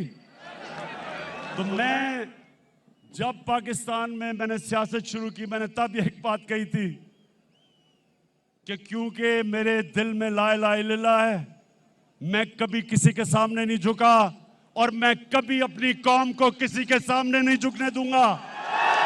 माशाल्लाह माशाल्लाह, मेरी कौम का बड़ा स्टेमिना है।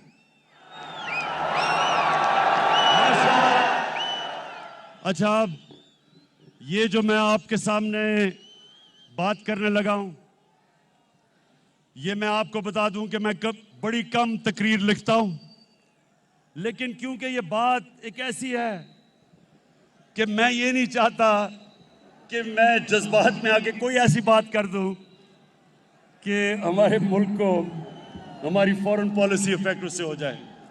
तो इसलिए मैं जिम्मेदार होके बड़ा ये तकरीर लिखी और मैं आपको एक एक जुमला बताता हूं। अब जरा आपने गौर से सुना है। हमारे मुल्क को हमारे पुराने लीडर्स की करतूतों के हाथों धमकियां मिलती रही। सुनते रहे, हमारे मुल्क को हमारे पुराने लीडर्स की करतूतों की वजह से धमकियां मिलती रही। ये सुने अगला, हमारे मुल्क में मुल्क के अंदर मौजूद लोगों की मदद से हुकूमतें तब्दील की जाती रही। समझ गए? अपने लोगों की मदद से हुकूमतों को तब्दील किया। भुट्टो, जुल्फिकार अली भुट्टो, उसने जब मुल्क को आजाद फॉरेन पॉलिसी देने की कोशिश की, जुल्फिकार अली भुट्टो, मेरे उससे बहुत इख्तलाफात होंगे लेकिन मुझे उसकी खुददारी हमेशा पसंद थी। तो उसने मुल्क को जब आजाद फॉरेन पॉलिसी देने की कोशिश की तो फजलुर रहमान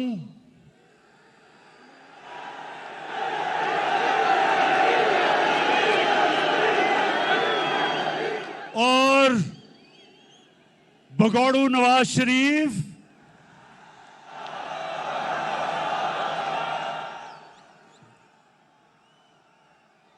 इनकी सुनते रहें, सुने सुने सुने सुने, अभी मैं अभी आता हूं कि इन दोनों की उस वक्त की पार्टियों ने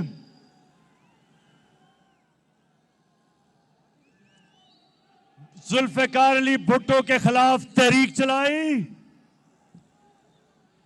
और आज जैसे हालात बना दिए गए मुल्क में, और उन हालात की वजह से जुल्फिकार अली भुट्टो को फांसी दी गई। गौर से सुने एक एक बात जो मैं आपके सामने रख रहा हूं।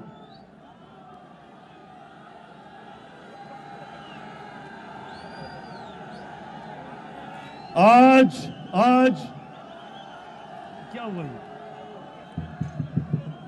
आज आ रही आवाज?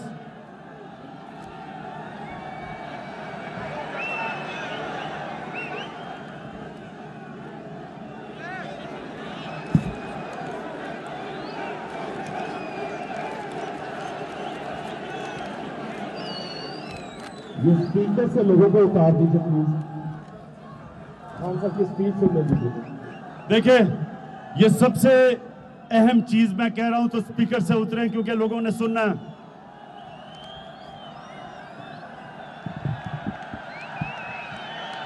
अच्छा, आवाज आ रही है?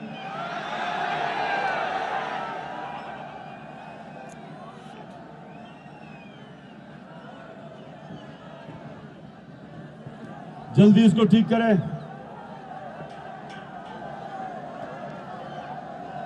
स्पीकर से उतरो, उन्हें आवाज नहीं आ रही।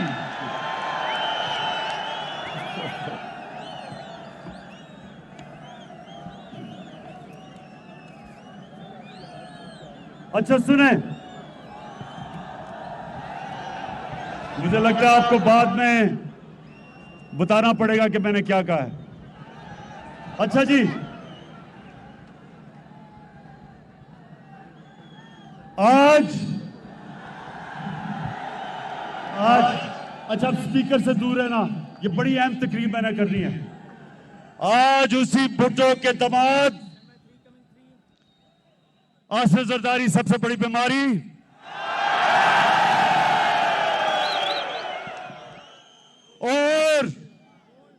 और उसका नवासा कम पे टांग रही हैं।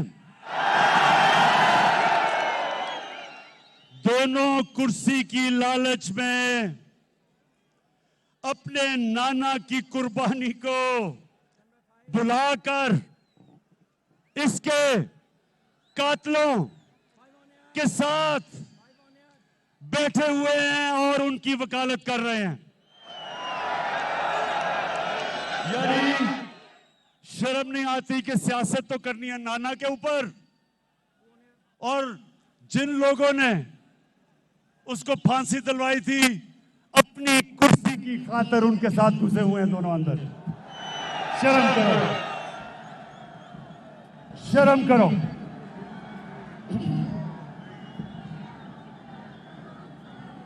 अच्छा, आज फिर मुल्क को उन्हीं हालात के सामने रख दिया गया है।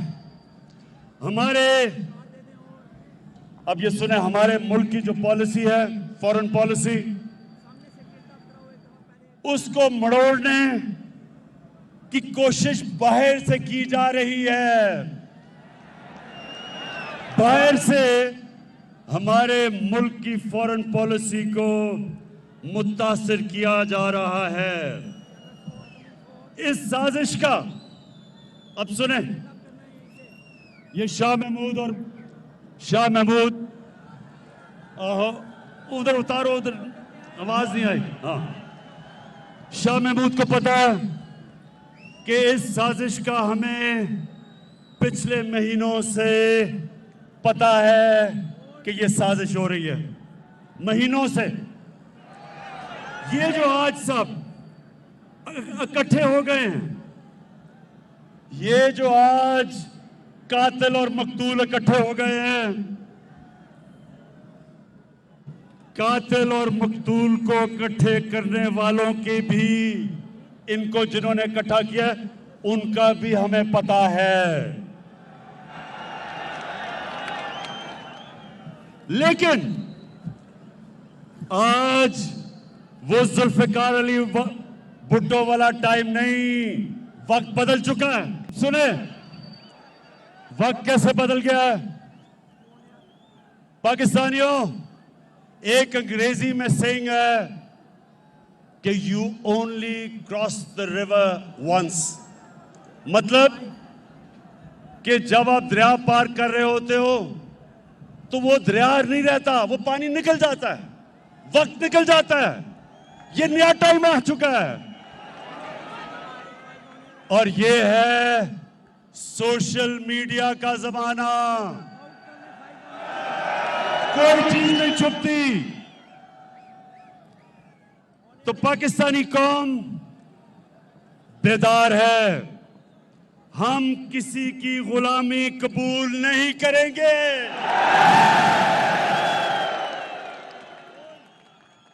हम सबसे दोस्ती करेंगे, गुलामी नहीं करेंगे।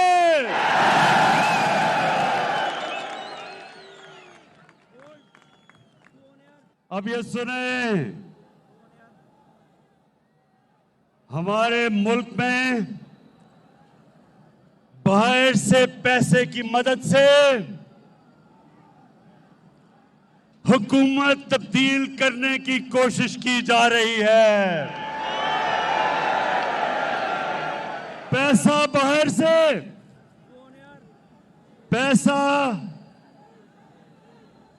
पैसा बाहर से है, लोग हमारे इस्तेमाल हो रहे हैं,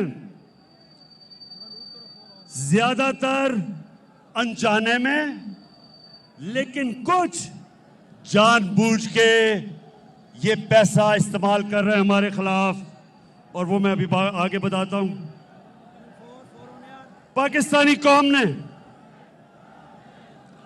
नौजवानों, पाकिस्तानी कौम ने यह फैसला करना है कि वो बाहर के अरबों रुपए लेके हुकूमत के खिलाफ साजिश करने वाले गुलामों को कामयाब होने देंगे।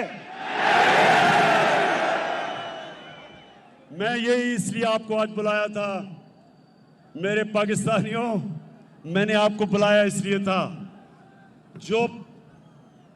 जो एक डेमोक्रेट होता है वो अवाम के पास जाता है, वो किसी के पास झुकता नहीं, हाथ नहीं फैलाता। अब हेलो, आ रही आवाज? फिर कुछ सबसे इंपॉर्टेंट बात करने लगा हूं, आवाज आनी चाहिए। हेलो, हाँ शाबाश, और उसको स्पीकर को सही रखें क्योंकि आवाज नहीं आती। अच्छा जी, हमें पता है कि किन किन जगहों से बाहर से हम पे दबाव डालने की कोशिश की जा रही है, हमें पता है। लेकिन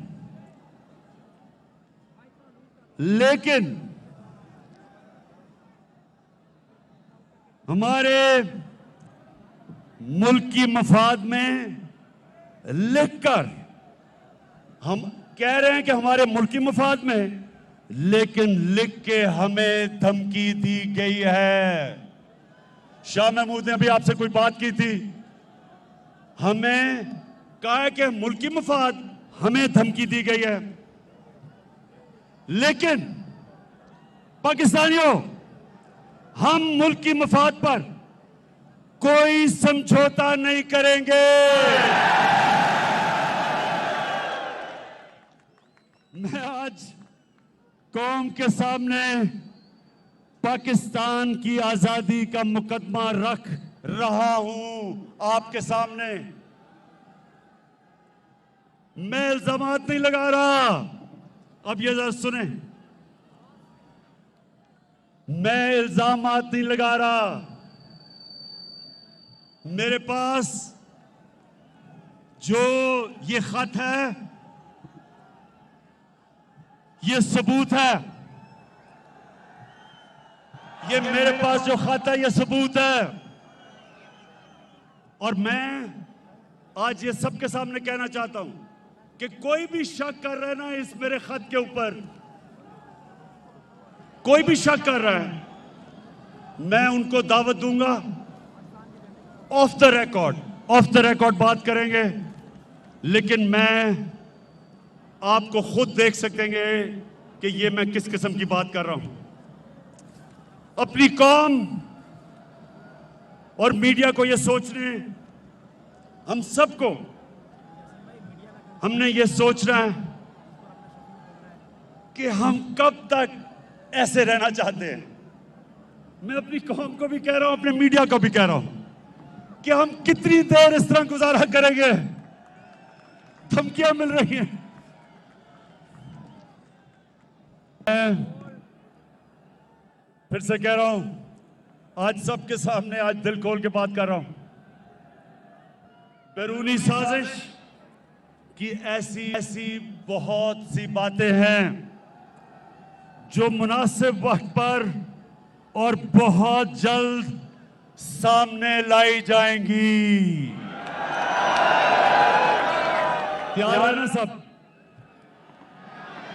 कौम, मेरी कौम ये जानना चाहती है कि लंदन में बैठा हुआ किस किस से मिलता है।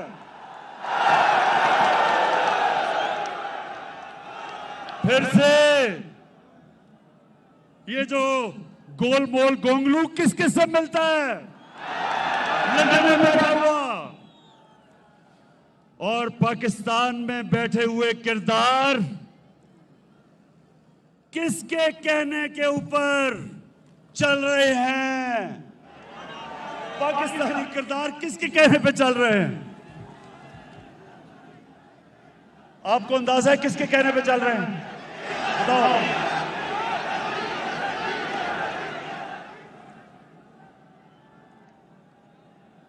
हमारे पास जो सबूत है,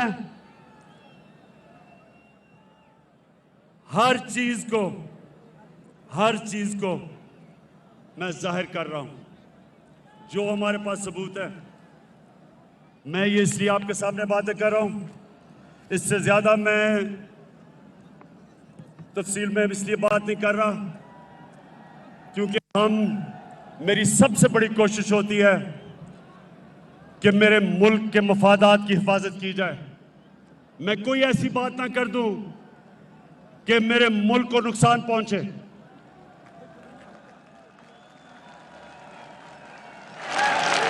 इसलिए मैंने आपसे पूरी बात नहीं की, नहीं तो मैं वो बता भी सकता था।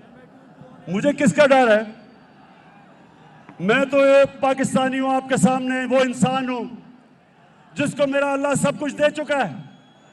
मुझे तो कोई इंसान कुछ नहीं दे सकता। मैं तो जब सियासत में आया था, अल्लाह ने तभी मुझे सब कुछ दे दिया था। मुझे तो किसी चीज की जरूरत नहीं है। अपने घर में रहता हूं, अपने घर के पैसे देता हूं, खर्चा बर्दाश्त करता हूं। कोई मेरा कैंप ऑफिस नहीं है। मेरा चैलेंज है कि पाकिस्तान की तारीख में किसी वजीर आजम ने अपनी कौम का पैसा इतना कम खर्च नहीं किया जो मैंने किया है। मेरे पाकिस्तानियों, एक चीज याद रखना, आप एक अजीम कौम है। अगर हम उस अजमत पे नहीं पहुंच सके, बहुत बड़ी वजह उसकी ये चोर हुक्मरान जिन्होंने 30 साल से इस मुल्क को लूटा है। 90 की दिहाई की मैं बात कर रहा हूं। मैं 70 की दिहाई में और 80 की दिहाई में हिंदुस्तान जब क्रिकेट खेलता था और क्रिकेट खेल के जब पाकिस्तान आता था तो लगता था एक गरीब मुल्क से एक खुशहाल और अमीर मुल्क में आ गया हूं। 90 की दहाई में जब ये 2 करप्ट खानदान इस मुल्क के ऊपर हावी हुए हैं, हर चीज में हम पीछे रह गए। सारे बर्रे-सगीर में हिंदुस्तान आगे निकल गया। 90 तक हम हिंदुस्तान से आगे थे, ह्यूमन डेवलपमेंट में आगे थे। यहां खुशहाली ज्यादा थी, गुर्बत कम थी। बांग्लादेश से हम इतना आगे थे कि कोई तस्वर भी नहीं कर सकता था कि बांग्लादेश भी एक दिन हमारे से आगे निकल जाएगा। इन 2 चोरों ने जब से मुल्क का खून चूस के मुल्क का पैसा बाहर ले जाना शुरू किया, हम पीछे रह गए। और मैं 25 साल से इनका मुकाबला कर रहा हूं। 14 साल अकेला इनका मुकाबला किया है। लोग तो बाद में मेरे पास आए हैं। और मैं कभी भी कोई भी जाती मुफादात के लिए इतनी देर जंग नहीं लड़ता। और उस आदमी को जिसको अल्लाह सब कुछ दे चुका था, जितनी देर मैं वजीर आजम बनाऊं, इससे कम अरसे में जब नवाज शरीफ वजीर आजम बना था 18 फैक्ट्रियां बना चुका था। सरकारी बैंकों से पैसा लिया, फैक्ट्रियां बताई, सरकारी बैंक से कर्जे माफ करवाए।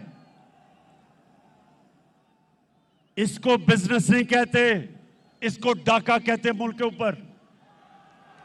वही जरदारी, उसके पास क्या था? आज शुगर मिल्स, अरबों अरबोपति है, मुल्क मकरूज करके अरबोपति। तो मेरा इनसे कोई जाती लड़ाई नहीं है। मैं वो पाकिस्तानी हूं, जब मैं 18 साल की उम्र में क्रिकेट खेलनी शुरू की पाकिस्तान के लिए, तो हम वो कमजोर टीम समझे जाते थे। हमारा कोई हैसियत नहीं था दुनिया में। और मुझे ये फख्र है कि मैं वो कप्तान बना जिसने पाकिस्तान को हर दुनिया के मुल्क में जिताया और वर्ल्ड कप जिताया। और मुझे फख्र था कि हमने अपनी मुल्क को ऊपर ला के देखा। जो हमारे पाकिस्तानी थे उनको फख्र होता था टीम के ऊपर। हिंदुस्तान के साथ पाकिस्तानियों ये सुनो जरा, नौजवानों ये सुनो, 24 मैच में मैं वनडे क्रिकेट में मैं कैप्टन था हिंदुस्तान के साथ। 24 मैच 19 जीता था और वाहिद कैप्टन हूं जो हिंदुस्तान में जाके उनके एम्पायरों के बावजूद वहां से जीत के आया। कहने की ये बात है कि मुझे फख्र होता था कि मैं मुल्क का सर ऊपर करता हूं, मैं अपने मुल्क को लीड करता था। जब हमारी टीम जीतती थी सारे मुल्क में लोगों को फख्र होता था। तो मुझे इसलिए तकलीफ थी कि इस तरह के लोग मुल्क के ऊपर आए, मुल्क को लूटा। और जो जनरल मुशर्रफ ने सबसे ज्यादा जुल्म किया इस कौम पे, मार्शल लॉ से ज्यादा जुल्म किया कि इन 2 डाकुओं को एनआरओ दे दिया, इनके सारी चोरी माफ कर दी, अपने इक्तदार के लिए घुटने टेक दिए इनके सामने। और इन्होंने आके 10 साल में दोनों हाथों से मुल्क को लूटा। 10 साल ये लूटते रहे। और जब मेरी हुकूमत आई, पहले दिन से इन्होंने मेरे पर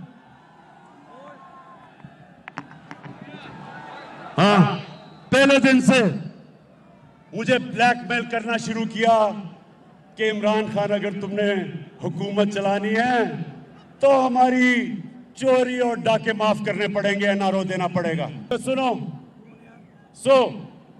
अब सारी कौम, मेरी सारी कौम देखेगी जब वोटिंग होगी,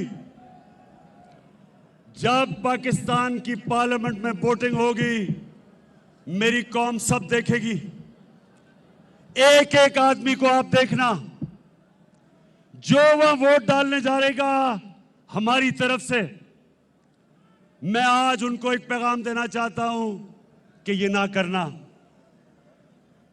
ये आप ना करना। इस कौम ने कभी आपको माफ नहीं करना।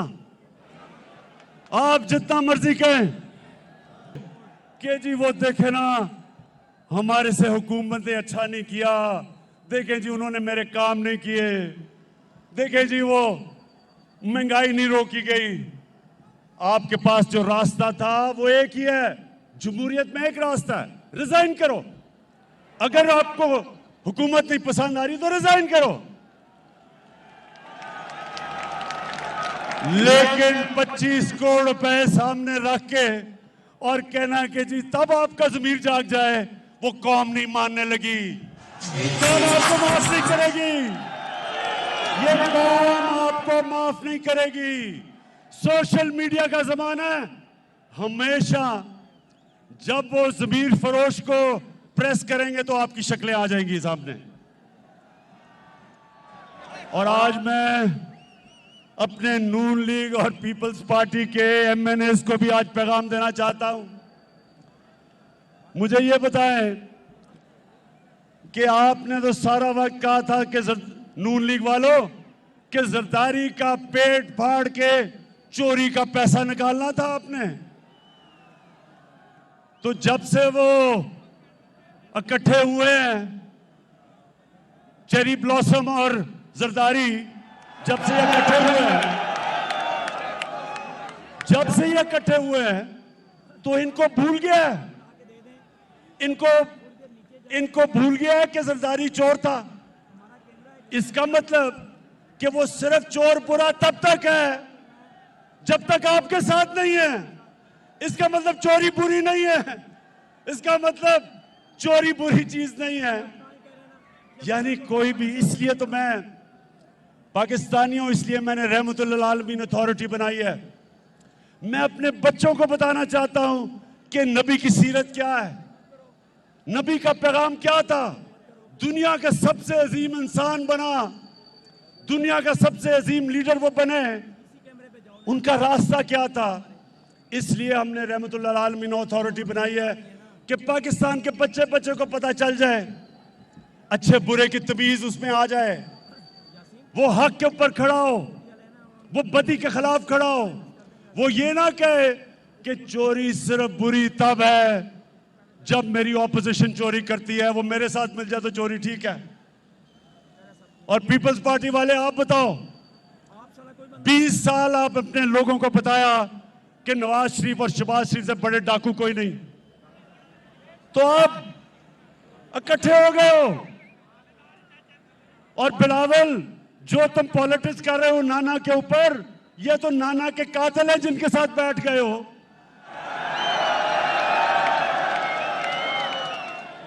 तो इंशाल्लाह मुझे उम्मीद है कि हमारे लोग वापस नहीं आएंगे। सिर्फ नून लीग के और पीपल्स पार्टी के एमएनए, जिनको पता है कि ये कितनी बड़ी साजिश हो रही है मुल्क के खिलाफ, उनके भी ज़मीर जाग जाएंगे।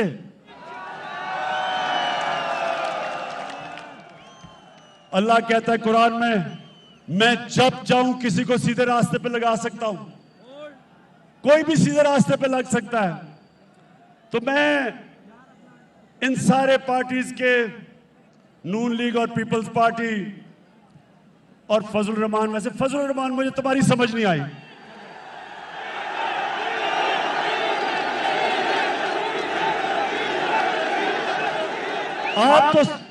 आपकी तो पॉलिटिक्स ही दीन के ऊपर है, आपकी पॉलिटिक्स दीन के ऊपर है।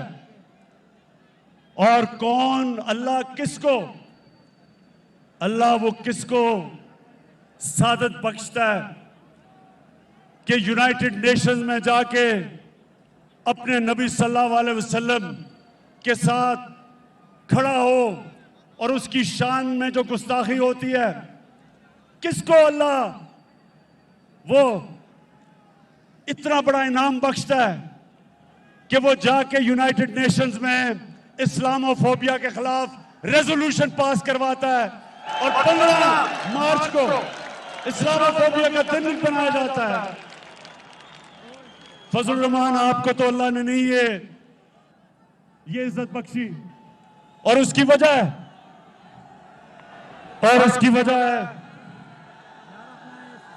स्पीकर, हाँ उसकी वजह है कि आपकी नीयत अच्छी नहीं है। आप इस्लाम को इस्तेमाल करते हैं जाती मफादात के लिए, इसलिए अल्लाह वो आपको इज्जत नहीं देता। अल्लाह नीयतों के राज जानता है, अल्लाह जानता है दिलों के राज। फजल रहमान, जितने मर्जी इस्लाम की बात करो, अल्लाह ने आपको आज तक कभी वो एजाज नहीं दिया कि आपने दुनिया में कुछ भी इस्लाम के लिए किया। मेरी तरह के आदमी को, गुनाहगार आदमी को अल्लाह ने वो एजाज दिया है। मैं अल्लाह तेरा लाख लाख लाख शुक्र अदा करता हूं। अच्छा पाकिस्तानियों, मैं अब अपनी तकरीर खत्म कर रहा हूं। मुझे पता आप जाना नहीं चाहते, मुझे पता है, लेकिन मैं तकरीर सिर्फ एक चीज पे खत्म करता हूं। आपने सबने मेरे से एक वादा करना है, एक वादा करना है कि आप मेरी कौम कभी इजाजत नहीं देंगे किसी पाकिस्तानी हुक्मरान को कि मेरी कौम को किसी के सामने झुकने दो। हाँ बताएं, कभी इजाजत न देना, कभी आपने इजाजत नहीं देनी किसी हुक्मरान को।